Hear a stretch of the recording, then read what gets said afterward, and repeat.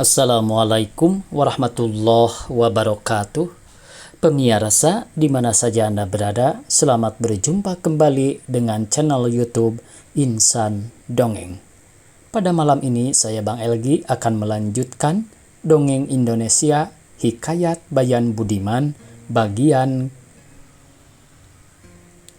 ke-16. Terima kasih kepada semua subscriber yang selalu setia menemani. Selamat mendengarkan. Maka segala obat yang dipakai oleh Putri Safiah itu, usahakan baik bertambah sakit, tiadalah memberi faedah, melainkan bertambah-tambah melarat juga adanya. Daripada sehari datang kepada sehari, makin bertambah-tambah juga. Setelah dilihat oleh Raja Muda akan hal istrinya itu, maka ia pun terlalu sangat duka citanya. Tiadalah berdapat pikir akan istrinya. Setelah datanglah kepada 40 hari lamanya Putri Safiah berahikan Raja Harman Syah itu, maka hal malu Putri Safiah hilanglah, dan akan Allah Ta'ala pun tiadalah ia takut lagi. Lalu diambil suatu cembul yang amat bercahaya-cahaya, ajaib perbuatannya, maka di dalamnya diisi narwastu yang amat harum baunya. Akan cembul itu pusaka daripada nenek Raja Nasran Syah Alam, serta diambilnya kertas yang tersurat beberapa syair dan gurindam pantun dan seloka menyatakan berahinya akan Raja Harman Syah itu. Maka disuruh bawa kepada seorang dayang-dayang bernama Elah. Tersangat harapnya akan Elah itu daripada segala dayang-dayang yang lain, dan segala rahasia Putri Safiah tiada berbunyi kepada Elah itu. Maka ia pun menyembah seraya pergi membawa surat dan cembul itu. Setelah ia datang ke dalam pagar mahligai Raja Harman yang ke-7 lapis itu, maka dilihatnya Raja Harman turun dari mahligai, diiringkan 4 orang nadimnya, berangkat ke taman yang bernama Ain Al-Baka, hendak bersiram. Maka Elah pun terlalu amat sukacita oleh sampai seperti kehendaknya itu. Setelah Raja Harman datang ke taman, lalu berdiri di tepi kolam bernama Asyik Muhabbat itu, baharu baginda hendak memakai kain basahan, maka Elah pun datang lalu duduk seraya menyembah, menyampaikan surat dengan cembul itu kepada baginda. Maka titah baginda Raja Harman, "Hei Elah, apa yang engkau bawa ini?" Karena mengenal Elah itu dayang-dayang Putri Safiah. Di dalam hati baginda, kalau Raja Muda juga menyuruh persembahkan surat itu. Maka sembah Elah, "Ampun tuanku Syah Alam, tiadalah patik boleh persembahkan, tetapi di dalam surat itu nyatalah segala perkara. Patik mari ini, jikalau patik sembahkan, kalau bersalahan sembah patik daripada surat itu, ya tuanku." Setelah mendengar sembahnya itu, maka Raja Harman Syah pun terlalu marah. Maka disamarkan baginda dengan tersenyum-senyum, karena pada ketika itu suatu pun tiada pada baginda. Karena raja lagi hendak bersiram, hanyalah sehelai kain yang selimut baginda. Maka benci baginda akan Elah itu. Daripada tiada berdaya lagi, syal itu pun diberikan kepada Elah serta bertitah, "Inilah tanda." Adapun akan syal itu daripada bulu domba yang lagi di dalam perut ibunya, diperbuat orang suatu kata-kata emas, harganya 1000 dinar. Maka Elah pun segera menyembah seraya menyambut syal itu daripada tangan baginda dengan sukacitanya. Lalu ia kembali. Setelah sudah Elah kembali itu, maka baginda pun pergilah bersiram ke kolam itu. Setelah sudah baginda bersiram, lalu berangkat kembali ke istana, diiringkan kadam 4 orang. Maka raja pun terkenangkan pekerjaan perempuan yang durhaka dan durjana itu, seraya baginda minta doa kepada Allah Subhanahu wa Ta'ala. Dan segala umat Nabi Muhammad Sallallahu Alaihi Wasallam dengan sempurnanya. Setelah datang Elah itu menghadap Putri Safiah, maka putri pun membawa Elah pada tempat yang sunyi. Setelah keduanya datang kepada tempat itu, maka segala titah raja itu pun dipersembahkan pada Putri Safiah itu dengan syal tanda sampai kepada Raja Harman itu. Maka diambilnya oleh Putri Safiah syal itu, diciumnya seperti mencium Raja Harman. Maka makin bertambah-tambah berahinya, tiada tertahan rasanya. 2 hari juga antaranya. Maka Putri Safiah pun jatuh sakit karena berahinya terlalu sangat. Maka oleh raja muda disuruhnya obati istrinya itu pada ulama dan segala tabib. Maka segala obat itu pun menjadi racun lah. Jangankan kurang, makin bertambah-tambah penyakitnya itu. Telah datang kepada 22 hari sakitnya itu. Maka Putri Safiah pun tahulah akan dirinya hendak mati. Maka syukurlah ia kepada Allah Subhanahu wa Ta'ala. Adalah sedikit tersangkut pada hatinya hendak bertemu dengan Raja Harman juga. Maka Syal itu pun seketika tiada boleh bercerai dengan dia. Maka Raja Harman pun mendengar Safiah itu sakit sangat. Di dalam hatinya baginda itu, jika dimatikan Allah Ta'ala, gerangan hendak memeliharakan aku daripada perempuan yang kena laknatullah itu. Setelah datanglah kepada 24 hari bulan, Putri Safiah sakit itu. Pada hari Selasa, Safiah pun matilah dengan durhakanya kepada suaminya. Maka Raja Muda pun terlalu sangat bercintakan Putri Safiah itu. Seraya datang mencium dan memeluk istrinya. Maka dilihat oleh Raja Muda Syal Raja Harman didekapnya oleh istrinya. Maka ia pun terlalu heran akan Syal itu. Adalah terkurang sedikit percintaannya daripada sangat kasihannya akan istrinya. Karena Raja Muda itu orang yang benar sangat pada bicaranya. Sekali-kali tiada mau Putri Safiah ini berbuat khianat pada aku ini. Maka oleh Raja Muda dikerjakan mayat istrinya dengan sepertinya. Bagaimana adat segala raja yang besar-besar, demikianlah diperbuatnya. Setelah sudah selesai daripada menanamkan mayat Putri Safiah itu, maka dilihat Raja Harman akan adinda baginda itu terlalu sangat bercintakan Putri Safiah itu. Daripada baginda takut melalat akhirnya. Maka baginda Raja Harman pun segera berangkat ke istana Raja Muda. Maka ia pun dipanggil baginda, seraya dipegang baginda Raja Harman, tangan adinda baginda, dibawanya pada tempat yang sunyi. Maka segala rahasia itu pun habis dikatakan Raja Harman. Akan surat dan cembul yakut yang dibawa oleh Elah itu pun ditunjukkan kepada baginda. Maka oleh Raja Muda diperiksa kepada Elah itu. Maka ia pun mengaku kepada Raja Muda. Setelah sudah ia mengaku, maka oleh Raja Harman dibunuhnya Elah itu, supaya rahasia itu jangan masyhur. Maka Raja Muda pun tiadalah bercinta lagi. Maka Raja Muda pun didudukan Raja Harman Syah dengan sempurnanya dengan Putri Rabiah anak Raja Kisar. Akan putri itu mukmin sempurna saleh adanya. Tamat hikayat Raja Harman Syah itu, diperdayakan Putri Safiah yang durhaka durjana itu. Maka kata Bayan pada istri Khojah Maimun, baiklah, apalah bicara tuan hamba, kalau tiada sungguh anak raja itu berahikan tuan hamba, sekadar tuan hamba juga, karena laki-laki itu terlebih akalnya daripada perempuan. Setelah istri Khojah Maimun mendengar kata Bayan, maka ia pun terlalu sangat marah akan Bayan. Mukanya seperti bunga raya merah. Setelah Bayan melihat istri Khojah Maimun marah itu, maka Bayan pun terlalu takut kalau diperbuatnya seperti tiwung itu. Maka kata Bayan, pada bicara hamba menyampang ini pemirsa artinya membuat berbahaya. Pada bicara hamba menyampang malam ini, baiklah tuan hamba pergi mendapatkan kekasih tuan hamba itu. Maka kata istri Khojah Maimun, benarlah bicara tuan hamba itu. Lalu ia berjalan hendak turun. Setelah Bibi Zainab datang ke pintu mahligai, maka dilihatnya sudah fajar sidik. Maka ia pun kembali lalu naik tidur. Setelah hari siang, maka istri Khojah Maimun pun bangun, lalu pergi mandi bersintok berlimau. Setelah sudah, lalu memakai kain baju dan memakai bau-bauan yang amat harum baunya. Lalu pergi kepada Bayan itu seraya katanya, "Hei unggas binatang, mengapa engkau perlalaikan aku dengan hikayat itu? Hei yang budiman lagi, sempurna bijaksana, tuan hamba beri apalah izin. Sekali ini sahaja hamba pergi mendapatkan kekasih hamba itu. Karena sangat berahi hamba, tiadalah terbicara hamba." Baiklah, segeralah tuan hamba pergi kepada kekasih tuan hamba. Karena orang yang budiman itu tiadalah kehendaki nama yang keji. Tiadakah tuan hamba dengar hikayat orang yang durhaka kepada tuannya itu. Betapakah hikayat itu? Ceritakanlah olehmu, ku dengar betapa perihnya orang itu.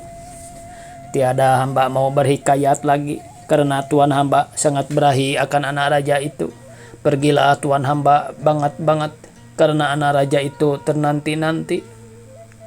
Hei unggas, yang budiman dan buah hatiku, dan cahaya mataku, yang memadamkan api bernyala-nyala. Tuan hamba berhikayatlah, aku hendak sangat mendengar. Di manakah lagi tempat hamba bernaung? Hanyalah tuan hambalah sahaja tempat hamba bergantung. Maka Bayan pun segeralah bercerita akan hikayat yang ke-16. Demikian hikayatnya, kata sahibul hikayat. Al-Kisah, ada seorang raja di negeri Babil bernama Gementar Shah Alam. Maka pada suatu hari baginda itu pergi berburu. Maka ia pun bertemu dengan seekor kijang beranak muda. Apabila kijang itu melihat orang banyak datang, maka ia pun lalirah meninggalkan anaknya. Maka baginda pun terlalu kasihan melihat anak kijang itu. Maka pada hati raja, jikalau tiada ibunya menyusui dia, tiadalah hidup anak kijang ini. Sayang pula aku akan dia, hendaklah ku bawa pulang akan permainan anakku. Seraya baginda bertitah, hei Perdana Menteriku, pergilah apalah engkau cari akan ibu kijang itu. Jikalau tiada dapat olehmu, tiadalah aku kembali. Maka sembah Perdana Menteri Kiai Si, ya tuanku, amat muskil mencari dan menangkap binatang liar itu. Setelah raja mendengar sembah Perdana Menteri itu, maka titah baginda, jikalau demikian katamu, baiklah aku pergi sendiri. Maka sembah Perdana Menteri, ya tuanku Syah Alam, mengapa tuanku bertitah demikian? Jikalau Duli yang maha mulia berangkat sendiri, apalah gunanya patik ini diperhamba ke bawah Duli Syah Alam? Setelah sudah Perdana Menteri berdatang sembah itu, lalu ia menyembah pergi masuk hutan rimba. Menurut tapak kijang itu, beberapa melalui hutan padang dan bukit, gunung yang tinggi-tinggi. Tiada juga bertemu ibu kijang itu. Maka Perdana Menteri itu pun sesatlah, tiadalah berketahuan perginya.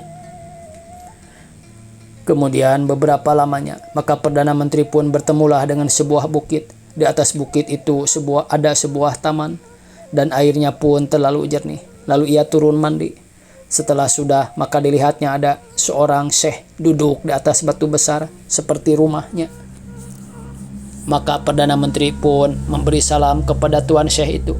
Maka syahut tuan syekh, Waalaikumsalam warahmatullahi wabarakatuh. Apakah pekerjaan tuan kemari ini? Karena tempat ini terlalu jauh, tiadalah pernah manusia yang lain sampai kemari. Maka kata Perdana Menteri, akan hamba ini orang sesat jalan. Serta diceritakannya lah segala perihalnya. Disuruh raja mencari ibu kijang itu. Maka tuan syekh itu pun tersenyum. Katanya, jikalau tuan hamba hendak kembali dari sini, turutlah matahari hidup. Niscaya bertemulah dengan manusia dan sebuah negeri yang terlalu besar. Syaharstan namanya, dan rajanya terlalu adil dengan murahnya. Maka kata Perdana Menteri, ayuhai tuan syekh, ajarilah apalah kiranya akan hamba suatu ilmu yang indah-indah permainan dunia ini. Maka kata tuan syekh itu, tiadalah suatu ilmu kepada hamba. Maka kata Perdana Menteri, ajari jugalah akan hamba.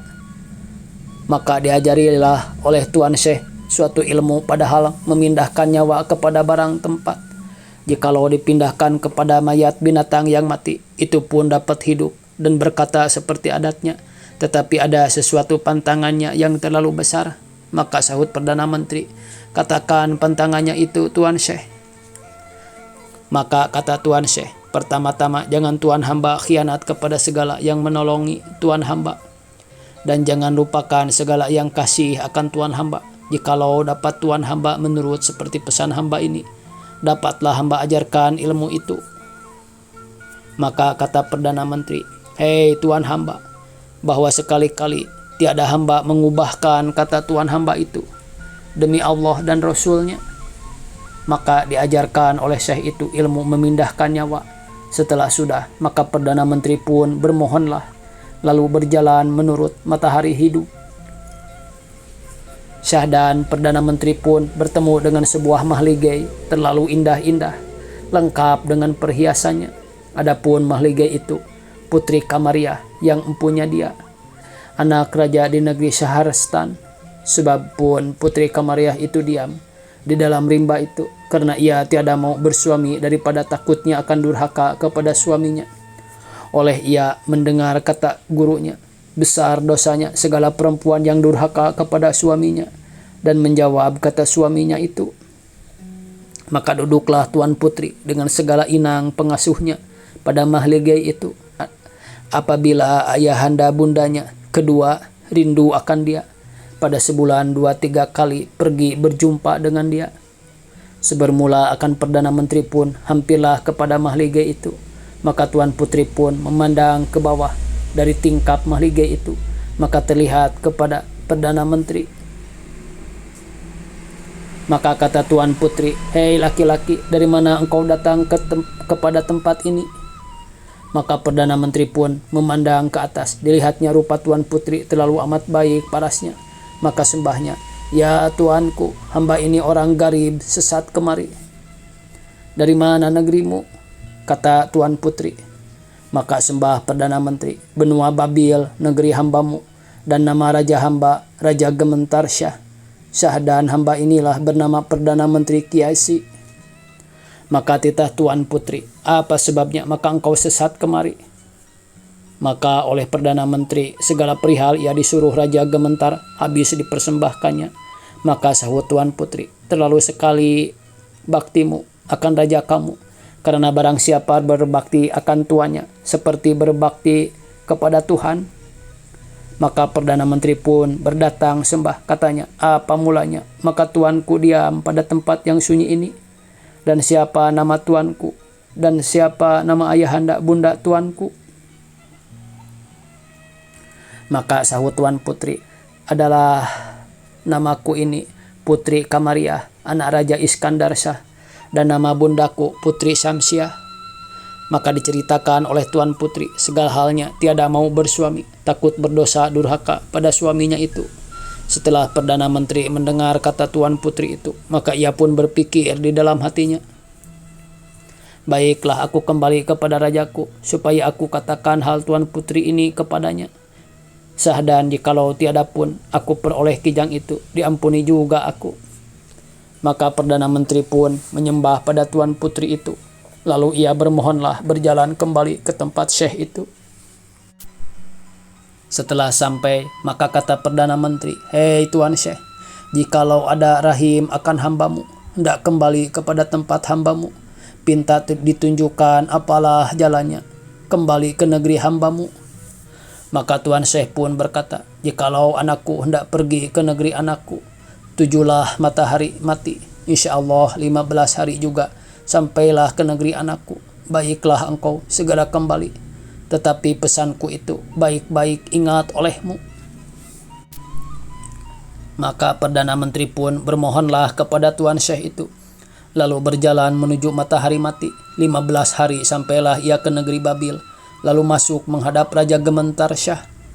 Sebermula maka Baginda pun sukacita melihat menterinya datang. Seraya bertitah, "Adakah dapat kehendakku akan kijang itu?" Maka